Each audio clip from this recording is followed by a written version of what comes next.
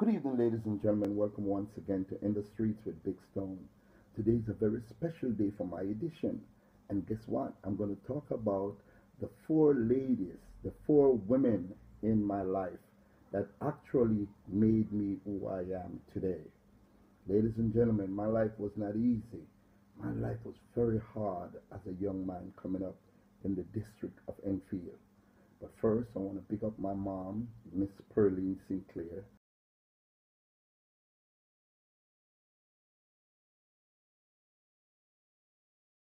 because she gave me life. There was 10 of us in the family and she stood her grounds. She made sure that we had something to eat, even though it was very little, and she made sure that we had one pair of uniform to go to school. It was so difficult for my mommy. It was so difficult for her because we used to wear that one uniform Monday, Tuesday, Wednesday, and then Wednesday night she would wash it, and then late in the night, say about 11, 12 o'clock, she would use the iron to dry that one school uniform that we had. And by Thursday morning, we were clean and nice and fresh. So my mother, Pearline Sinclair, I have to big you up. You gave me life. You gave me an opportunity to live. You gave us hope. You gave us everything you instill in us to be respectful to our teachers, respectful to adults. And my mother would not stand for no foolishness. We couldn't pick up anything from outside and bring it to the house without mama saying, "Where you get that from, boy?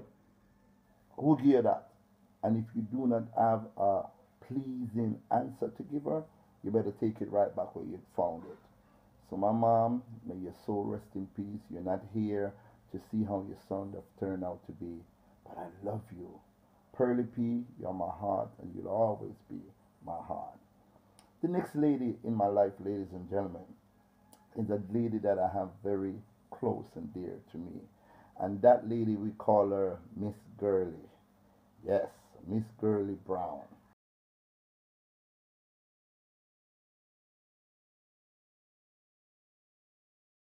She was my early childhood teacher. And you notice I'm smiling because Miss Girlie Brown was the lady that brought me from ignorance to knowledge. She gave me a chance to become somebody. She gave me an education start that is better than, I mean, it cannot be topped by no other school teacher in the world. Trust me, Miss Girlie Brown. As a matter of fact, I celebrated her 90th birthday with her, and I also celebrated her 91st birthday, and I hope to be celebrating much, much, much, much more. So, Miss Girlie Brown, big up yourself. Now, there's this other lady, ladies and gentlemen, and that lady, I can't, every time I think about her, I said to myself, where would I be without Miss Birdie Bernard?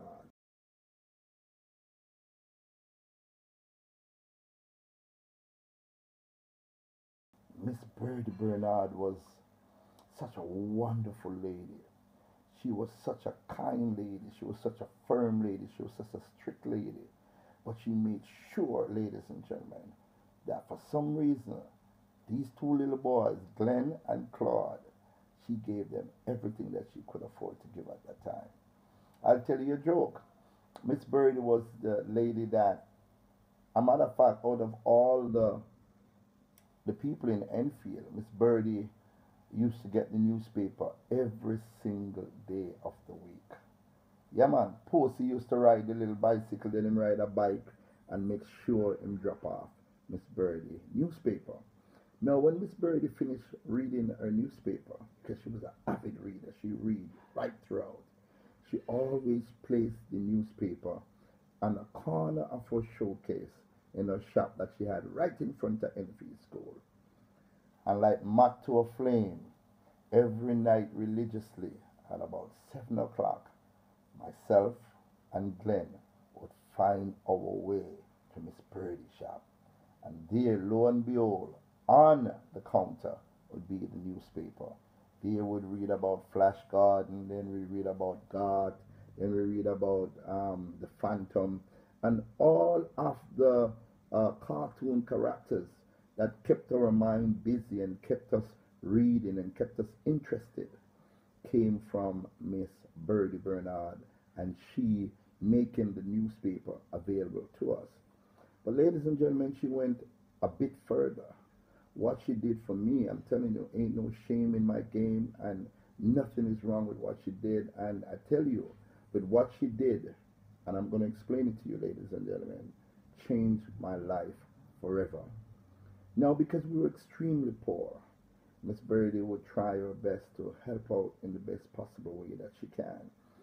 And when she see that we wearing the same shirt day in, day out, you know, the same pants day in, day out, whatever she could find to fit.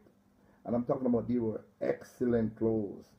You know what I mean? Miss Byrd would say, come Claude, try on that shirt here. Come Glenn, try on that pants here and see if it fit. And let me tell you something. All the time she gave us stuff, it fit down to the T, because Miss Birdie was one of those persons that knew how to fit you. So without these these special moments when someone who think not of themselves but think about other people's children, because she didn't have to think about us. She had her own children, she had her own problems to sort out, and Miss Birdie found time for us to talk to us from time to time, explain to us. Sometimes we find a word in the newspaper that we might not understand, and Miss Birdie is always there to point out to us the right direction.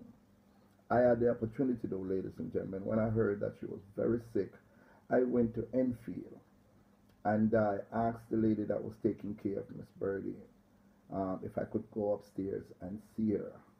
And ladies and gentlemen, this is the most beautiful moment of my life. When I, as an adult, she was blind, she lost her sight now because of her illness, but she could hear every single word that I said. And as soon as I walk in the room and said, Miss Birdie, she said, Claude, is that you? And I said, yes, this is your little Claude, Miss Birdie, but I'm grown up now, I'm a man now, Miss Birdie. And I came in here to tell you how much I love you, how much I appreciate every single thing that you did for us, you know, Miss Birdie. Everything that you did for us, me and my brother and my family, from the depths of my heart, Miss Birdie, I want to say thank you very, very much. And I kissed her on the forehead. And she said, Claude, I don't know if she was tearing up or anything, but she said, Claude, you don't have to thank me. I did it because you two were two bright little kids, and I love you, and I know your mom, Stone, and I know your mother, Miss Pearl, and you know, you all are two nice little boys, and I wanted the best for you. So I know you're up there in heaven, Miss Birdie. I know you're up there in heaven. And my mom, I know she's up there in heaven. I want to say thank you, Mom. Thank you, Miss Birdie, for helping out to make me who I am today. The next lady in my life, ladies and gentlemen, I met her later on, but I was still struck by just the way she handles herself. She was very more or less like a workaholic. She's a counselor. She's still alive. She's a counselor for the District of Enfield. She's also Justice of the Peace. She's a PNP activist to the T. A matter of fact, this lady I'm talking about, ladies and gentlemen, is none other than Miss Veronica Gutzmore.